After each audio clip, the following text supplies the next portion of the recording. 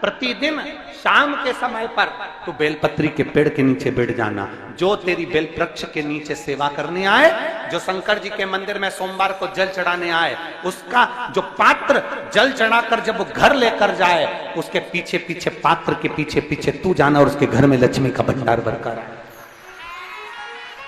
लक्ष्मी बेलपत्र के वृक्ष के नीचे तू विराजमान हो जा। उस बेलपत्र के वृक्ष के नीचे जो बुआरी लगाए, सेवा करे, चाकरी करे, एक बेटी को जैसे बड़ा करते हैं वैसे बेलपत्री के वृक्ष को जो बड़ा करे, बेलपत्री के वृक्ष का जो पालन करे, पोषण करे, उसकी संभाल करे, उस बेलपत्री के वृक्ष को जैसे जैसे वो उन्नति करे वैसे वैसे उसके घर में समृद्धि बढ़ते जाए। उस जिसका खुद का मकान नहीं हो, खुद का मकान नहीं हो, किराए के मकान में रहते रहते जिंदगी बीत रही हो, खुद का नहीं,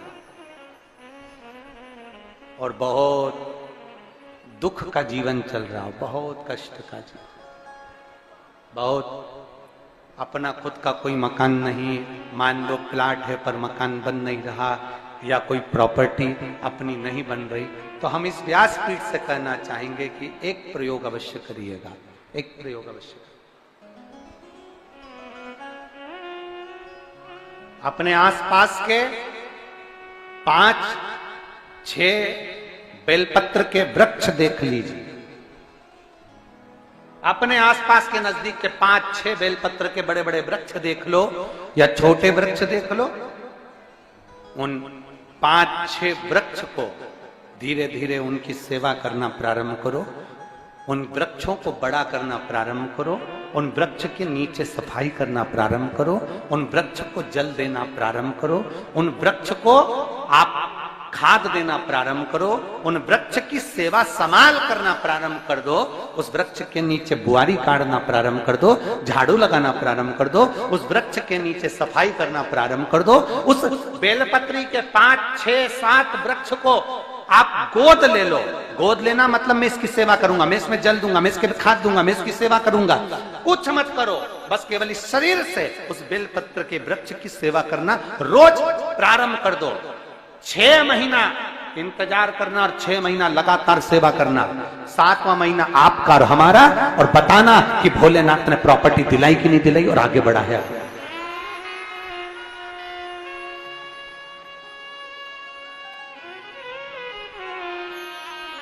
एक बेलपत्र का वृक्ष जिसके नीचे माता लक्ष्मी विराजमान होती है, एक बेलपत्र के वृक्ष के नीचे लक्ष्मी रहती है। दुनिया के लोग कहते हैं लक्ष्मी जी का दिन कौन सा है, बोलो जम के जल्दी से।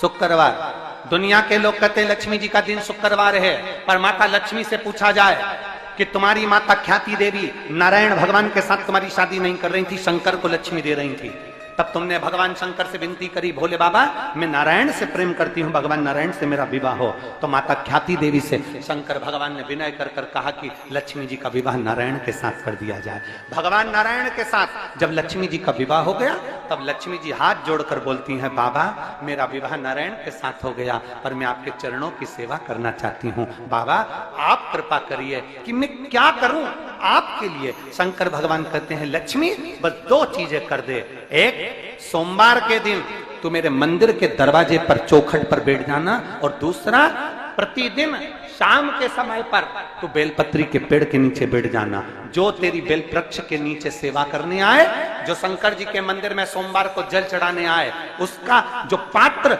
जल चढ़ाकर जब वो घर लेकर जाए, उसके पीछे पीछे, पात्र के पीछे पीछे तू जाना और उसके घर में लक्ष्मी का भंडार भरकर आए। लक्ष्मी बेलपत्र के वृक्ष के नीचे तू विराजमान हो जा। उस बेलपत्र के वृक्ष के नीचे जो बुआरी लगाए, सेवा करे, चाकरी करे, एक बेटी को जैसे बड़ा करते हैं वैसे बेलपत्री के वृक्ष को जो बड़ा करे, बेलपत्री के वृक्ष का जो पालन करे, पोषण करे, उसकी संभाल करे, उस बेलपत्री के वृक्ष को जैसे जैसे वो उन्नति करे वैसे वैसे उसके घर में समृद्धि बढ़ते जाए, उसके घर में वैभव बढ़ते जाए। ये शंकर भगवान माता लक्ष्मी से करे, भगवान शिव माता लक्ष्मी से करे। तो भस्म, अगर शिव के मंदिर में भस्म मिल जाए, शंकर पर चढ़ी हुई भस्म अगर मिल जाए तो, और अगर भस्म ना मिले ना, तो शंकर के जो शंकर भगवान का जो शिवलिंग है, शिवलिंग के आसपास में जो जलाधारी है, यहाँ अगर भस्म ना मिले तो इस जलाधारी पर अपना हाथ स्पर्श कर कर अपने तन पर उसको लगाकर जरूर आओ। भस्म एक शंकर पर चढ़ा हुआ जल, दूसरे नंबर पर है शंकर पर चढ़ी हुई भस्म। ये दो स्पर्श जरूर, स्पर्श। एक भस्म का एक बड़ा सुंदर चरित्र आता है। दूसरा, जिस भूमि पर बैठकर कथा सुनो उसकी रज को अपने मस्तक पर थोड़ा सा लगाकर अवश्य जाओ, वो जीवन का एक आनंद है। और शंकर के मंदिर में जाओ तो दो चीजें अवश्य लेकर आओ। पहला, शंकर जी पे चढ़ा हुआ, जम के बोलो, जल अवश्य लेकर आओ। क्योंकि जब तुम जल लेकर आते हो, पात्र लेकर आते हो, तो मेरा महादेव लक्ष्मी जी को तुम्हारे पीछे पीछे तुम्हारे घर तक भेज देगा। चढ़ी हुई बेलपत्र मत खाओ, लोग कहेंगे शंकर पर चढ़ा हुआ ये मत पाओ। हम इस व्यासपीठ से निवेदन करना चाहेंगे कि आप अगर दिल रखकर अपने बाबा से कहोगे ना, तो बाबा पर चढ़ा हुआ जो जल है ना, वो जल साधारण नहीं रहता। मेरा भोलेनाथ जब दुनिया को अमृत देता है तो तुमको भी अमृत दे देता है। दो चीजें कभी मत छोड़ो। अगर मंदिर में गए हो तो दो चीजें कभी मत छोड़ो। कथा में गए हो तो दो चीजें कभी मत छोड़ो। एक, कथा श्रवण करना। दूसरा, जहां कथा बैठकर सुनते हैं वहां की रज को अपने मस्तक पर लगाना।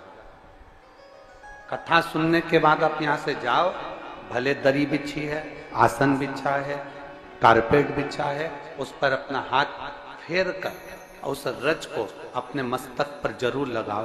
क्योंकि शिव पुराण में, भागवत पुराण में, स्कंद पुराण में, कुर्म पुराण में, नर्मदा पुराण में, लिंग पुराण में, नारद पुराण में, ब्रह्म वैवर्त पुराण में, जितनी भी पुराणे हैं, सब पुराणों में लिखा है कि जिस स्थान पर बैठकर हम भगवान की कथा को सुनते हैं, उनको याद करते हैं, जितनी देर हम उनको याद करते हैं उतनी देर वो परमात्मा उस स्थान पर बैठा हुआ रहता है। हाथ रखकर बोलना, शंकर भगवान से तुम्हारा रिश्ता कौन सा? शिव जी से आपका कौन सा रिश्ता?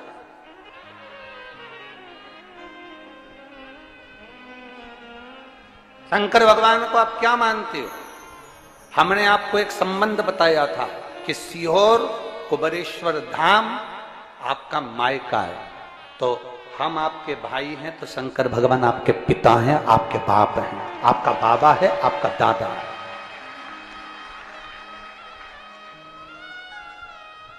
अब आपसे हम प्रश्न करें, उत्तर मेरी कुरुत की बहनें भी देंगी और मेरे जीजा उन भी देंगे और मेरी बेटियां और मेरे बेटे देंगे। आपसे प्रश्न करें, अगर बेटी को दुख होगा तो क्या वो अपने बाप से नहीं कहेगी? बोलो तो जम के। बेटी को तकलीफ है वो अपने बाप से ना कहेगी। बेटे को तकलीफ है तो वो अपने पिता से, अपनी मां से नहीं कहेगा, मम्मी मुझे ये तकलीफ है, पापा मुझे ये दुख है, मां मुझे ये तकलीफ है, पिताजी मुझे ये कष्ट है। क्या वो अपने माँ बाप से नहीं कहेंगे? क्या वो अपने माँ बाप से विनय नहीं करेंगे? और माँ, पिता, फिर उसके करीब में, उसके नजदीक में जो भी होता है वो माँ बाप निकाल कर उसको दे देते हैं, माता पिता उसको दे देते हैं। माता लोग कहते हैं कि शंकर जी पे चढ़ा हुआ जल मत पियो, लोग कह देते हैं शंकर जी पे चढ़ी हुई बेलपत्र मत खाओ। कोई इस बहन से पूछे, सुनीता सोनी से, कि शंकर पर चढ़े हुए जल से उसकी गांठ जो डबल से उसके शरीर में आ गई थी वो समाप्त हो गई, तो जरा विश्वास करिएगा कि एक बेटी अपने माँ बाप से ही तो कहेगी, और बाप के पास में जो होगा वही तो अपनी बेटी को देगा दुख को मिटाने के लिए। तो मेरे शंकर भगवान के पास तो उसका चढ़ा हुआ जल है। दूसरा, जिस भूमि पर बैठकर कथा सुनो उसकी रज को अपने मस्तक पर थोड़ा सा लगाकर अवश्य जाओ, वो जीवन का एक आनंद है। और शंकर के मंदिर में जाओ तो दो चीजें अवश्य लेकर आओ। पहला, शंकर जी पे चढ़ा हुआ, जम के बोलो, जल अवश्य लेकर आओ। क्योंकि जब तुम जल लेकर आते हो पात्र लेकर आते हो तो मेरा महादेव लक्ष्मी जी को तुम्हारे पीछे पीछे तुम्हारे घर तक भेज दे।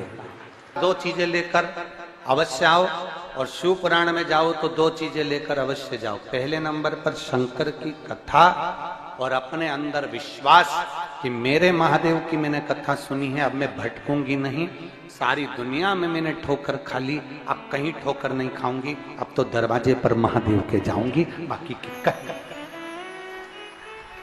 दूसरा, कथा में बैठी हूं बाबा के इस रज को, ये रज नहीं है, ये धूल नहीं है, ये मेरे बाबा के कैलाश 12 ज्योतिर्लिंग का चंदन है, इसको मस्तक चढ़ाऊंगी अपने हृदय से। लाते हो आप लोग? हाथ उठाओ जरा, रख लो, बहुत बढ़िया, प्रणाम आपको सभी को, नमन। 2 बूंद जल लेकर आओ, पगला नहीं पियो तो उस जल को अपने घर में छींट दो।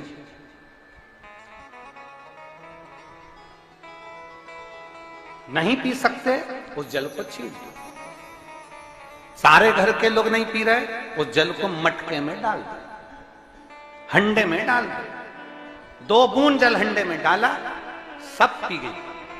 आपको अलग अलग किसी को देने की जरूरत नहीं पड़ी, किसी को नहीं। हंडे में डाल दो, मटके में डाल दो, सब उस पानी को पीना राम।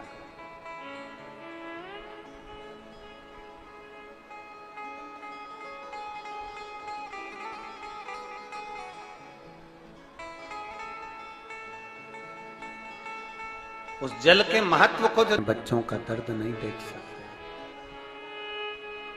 जब माता पिता अपने बच्चों का दर्द नहीं देख सकते तो देव अधिदेव महादेव तुम्हारा दर्द कैसे देखेंगे? वो भी तो काटेंगे तुमको, वो भी तो कष्ट मिटाएंगे। 2 चीजें कथा में जाकर ले। एक, जहां जगह मिल जाए वहां बैठकर कथा सुनो। धूप लगे, पंडालों की इतनी व्यवस्था नहीं हो पाती है, पंडाल लगाने वाले, टेंट लगाने वाले टेंट लगा लगा के थक जाते हैं, तो अपने साथ एक छाता लेकर चलो। 2 पानी की जम के बोलो जरा, बोतल, बिछाने की दरी अपने साथ लेकर चलो। लोगों ने उमा महेश की कथा अपने जीवन में धारण करी कि नहीं करी वो हमको नहीं स्मरण है, पर एक बात का स्मरण करिएगा, ये जो कथा चल रही है ये गौरी शंकर चल रही है। इसके बाद में जो अमलेश्वर में कथा है वो कौन सी है? समर्पण शिव महापुराण कथा। उस समर्पण शिव महापुराण की कथा जब 2 तारीख को विराम हो जाएगी, तब उसके बाद में जो कथा 6 जून को प्रारंभ होगी सोलापुर महाराष्ट्र में, उस कथा का नाम रहेगा उमा महेश शिव महापुराण की कथा। उसको जरूर सुनो। सोलापुर में जो 6 जून से कथा होगी उसका नाम उमा महेश शिव महापुराण। उसको सुनना, श्रवण करना, उसको धारण करना है। उसमें इतने प्रश्न माता उमा ने भगवान महेश से करे हैं, और महेश भगवान शंकर उसका हर प्रश्न का उत्तर दे रहा है। भगवान महेश भगवान शंकर हर प्रश्न का। बाबा बोले माता उमा ने भगवान शिव जी से, महेश भगवान से, भगवान शंकर से करेंगे, बाबा भोलेनाथ जी बताओ, संसार में जन्म लेने वाले व्यक्ति के जीवन में उसके भाग्य में अगर सुख नहीं है, उसके भाग्य में खुशियां नहीं है, उसके भाग्य में कोई अच्छा है ही नहीं, तो वो जीव क्या करेगा? वो जीव क्या करेगा?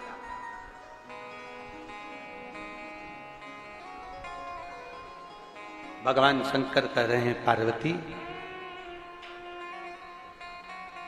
संसार में जन्म लेने वाला मनुष्य अगर उसके भाग्य में सुख नहीं, उसके भाग्य में अगर खुशियां नहीं है, उसके भाग्य में अगर सुख नहीं है, उसके भाग्य में अगर अच्छा नहीं है, पत्रिका दिखा ली सुख नहीं है, कार्य कर कर देख लिया सुख नहीं है, तकलीफ उसकी जिंदगी में चल ही चल रही है, तो भगवान शंकर कहते हैं, भगवान महेश कहते हैं, उमा, उस मनुष्य को दूसरे का अच्छा करना प्रारंभ कर देना चाहिए, तो उसकी अच्छाई अपने आप सामने आना